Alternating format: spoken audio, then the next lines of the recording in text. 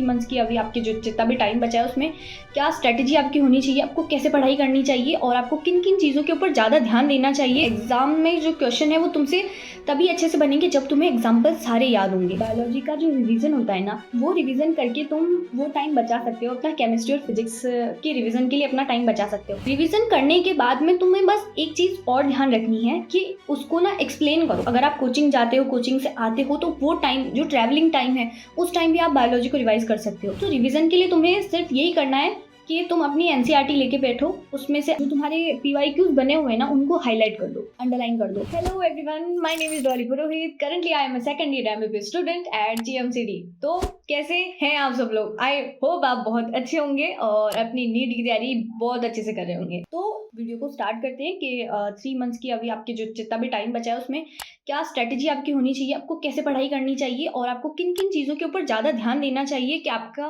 Biology का जो section है ना उसमें आप ज़्यादा से ज़्यादा स्कोर कर पाओ। मैं तो सबसे पहले तो बायोलॉजी तुम्हारी 2 पार्ट में डिवाइडेड है। एक तो होता है बॉटनी वाला सेक्शन जिसमें प्लांट्स के बारे में और उनके बारे में पढ़ते हैं हम।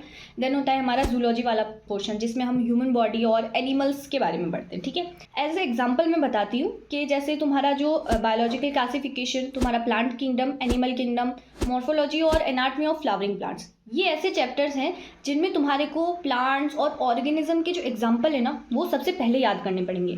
मतलब ये चैप्टर तुम्हारे को अच्छे से तभी याद होंगे और इनके एग्जाम में जो क्वेश्चन है वो तुमसे तभी अच्छे से बनेंगे जब तुम्हें एग्जाम्पल सारे याद होंगे। द सेकंड पॉइंट है हमारा कि एनसीईआरटी रीडिंग की क्या इंपॉर्टेंस है। एनसीईआरटी जो है ना बायोलॉजी की, वो तो मतलब ऐसी होनी चाहिए कि तुम्हें मतलब लाइन टू लाइन पता होनी चाहिए। मतलब ऐसा भी नहीं है कि तुम्हें लाइन टू लाइन याद हो, लेकिन तुम्हें पता होना चाहिए कि कौन से पेज पे कहाँ क्या लिखा हुआ है। तो एनसीईआरटी रीडिंग मस्ट है। एनसीईआरटी अगर छोड़ोगे बायोलॉजी की तो बहुत गलत होगा। मतलब तुम्हारे से एनसीईआरटी से डायरेक्ट क्वेश्चन उठ के आते हैं तो वो की वही लाइन आ जाती है। तो अगर आपने एनसीईआरटी पढ़ी है ना तो वो एग्जाम में रिकॉल होगी लाइन कि हाँ ये लाइन मैंने एनसीईआरटी में पढ़ी थी। तो अब मैं आती हूँ मतलब थर्ड पॉइंट के ऊपर। बायोलॉजी का जो रिवीजन होता है ना, वो रिवीजन करके तुम वो टाइम बचा सकते हो, अपना केमिस्ट्री और फिजिक्स के रिवीजन के लिए अपना टाइम बचा सकते हो। कैसे? मतलब मैं अपनी खुद की एक स्टोरी बताऊंगी कि मैं क्या करती थी। मेरे साथ ऐसा था कि मतलब मेरे जो पापा हैं उनको सुबह सुबह काम के लिए जाना पड़ता था। तो सुबह सुबह अब ऐसा था कि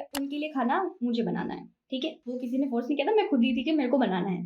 तो रोज का सुबह का रिमाइंडर कि मुझे पापा के लिए खाना बनाना है तो मुझे उठना पड़ेगा। ठीक है, मैं उठी। जब भी मैं पूरा खाना बना रही होती ना उससे पहले रात को मैं सोच के सोती थी कि मतलब जब मैं खाना बनाऊंगी ना उस टाइम को मैं बायोलॉजी के रिवीजन के लिए कैसे यूटिलाइज करूंगी। मोस्टली मेरा जो जो एग्जाम्पल्स वाले जो चैप्टर मैंने फर्स्ट पार्ट में बताए थे ना वो सारे चैप्टर्स में इसी टाइम रिवाइज करती थी। आप जब भी नॉर्मल सा आपका डेली रूटीन का काम कर रहे हो ना तब आप बायोलॉजी को अच्छे से रिवाइज कर सकते हो।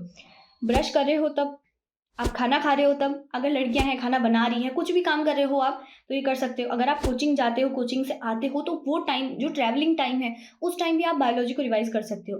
देन आप रिवीजन की टेक्निक, ये जो आप अभी रिवाइज कर रहे हो, ठीक है, आप अपने डेली रूटीन में जो भी चीज़ें करते हो उस टाइम जब रिवाइज कर रहे हो तो उसकी आपकी स्ट्रैटेजी क्या होनी चाहिए। सबसे पहले कोई भी एक चैप्टर लो। जैसे मान लो तुमने कोई भी चैप्टर लिया, रिप्रोडक्शन इन ह्यूमन, ठीक है, वो वाला चैप्टर है हमारा जो 12th का है। तो उसमें जो सारे पॉइंट्स हैं सबसे पहले तो वो तुम्हारे दिमाग में होनी चाहिए। वो एक पेज लो, उस पर लिख लो कि सबसे पहले मेल रिप्रोडक्टिव सिस्टम वो बताया गया है, देन स्पर्मेटोजेनेसिस, देन oogenesis वगैरह सारा कुछ बताया गया है। तो वो सारी चीजें तुम्हारे पास एक पूरा ग्रॉस वो होना चाहिए कि इस टॉपिक के बाद चैप्टर में इसके बाद ये है, ये सारा कुछ। ठीक है, देन उसको अच्छे से तुमने पढ़ लिया, याद कर लिया। देन जब भी तुम ये सारा जो काम कर रहे हो ना, जब रिवाइज कर रहे हो तब उसको रिकॉल करने की कोशिश करो कि स्पर्मेटोजेनेसिस में हाँ ये था, ऐसा ऐसा होता है, क्रोमोसोम नंबर ऐसे ऐसे घटता है, प्राइमरी स्पर्मेटोसाइट होता है, देन सेकेंडरी स्पर्मेटोसाइट होता है, ऐसा सब कुछ याद करने की कोशिश करो। ठीक है, ये सारा तुमने याद किया, ऐसे ही रिवीजन होगा। सबसे पहले पूरा बनाया, उसके बाद उसको रिवाइज करो। ये सबसे बेस्ट मेथड होता है रिवीजन करने का।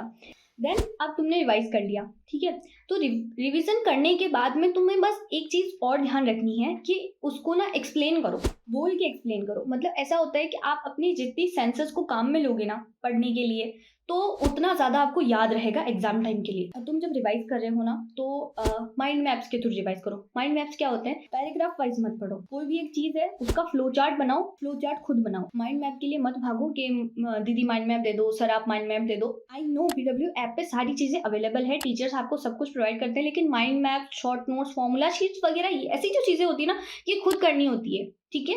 इतनी मेहनत तो खुद ही करनी पड़ेगी, ठीक है? ये बात तो ध्यान ही रखो। तो अब आता है हमारा नेक्स्ट पॉइंट, और नेक्स्ट पॉइंट है क्वेश्चंस कहाँ से करें? क्वेश्चंस रिवाइज करने हैं कि नहीं करने हैं? तो ऐसा है कि डीपीपीस तुम रिवाइज नहीं कर सकते बायोलॉजी में, क्योंकि बहुत सारे क्वेश्चंस होते हैं। तो रिवीजन के लिए तुम्हें सिर्फ यही करना है कि तुम अपनी एनसीईआरटी लेके बैठो, उसमें से जो तुम्हारे पीवाईक्यूज बने हुए हैं ना, उनको हाईलाइट कर दो, अंडरलाइन कर दो, और जब भी नेक्स्ट टाइम उसे रिवाइज करो ना, तो तुम्हारे पीवाईक्यू साथ में रिवाइज हो रहे हैं। तो पीवाईक्यू वाला जो वो है ना, तुम्हारे तुम जैसे पढ़ोगे ना, तुम्हारे दिमाग में आएगा, अरे हाँ हाँ ये तो क्वेश्चन था, उसको वहीं हाईलाइट कर दो।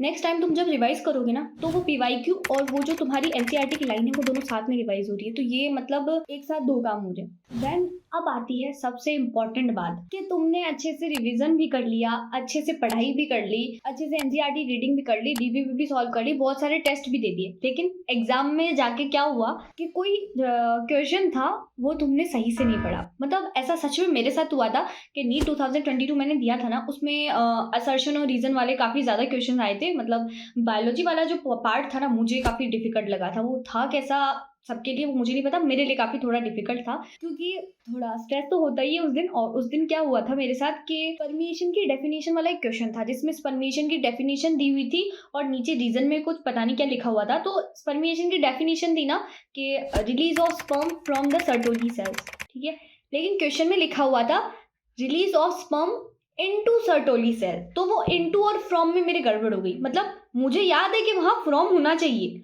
और मतलब जो मेरे दिमाग में था ना, मेरे मुंह पे भी वही आया। मतलब मैंने पढ़ा भी वही जो मुझे याद है। तो ऐसा है कि क्वेश्चन को ध्यान से पढ़ो।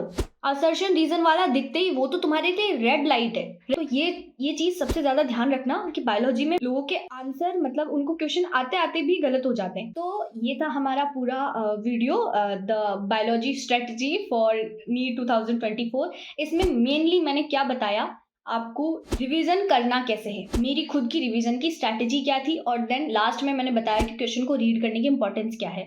थोड़े बहुत जो चैप्टर्स थे, जो एग्जाम्पल वाले चैप्टर थे, उनकी खुद की अलग से स्ट्रैटेजी बताई कि उनको अलग से कैसे तैयार करना है। सबसे इंपॉर्टेंट चैप्टर मैंने बताया कि बायोटेक्नोलॉजी वाला है।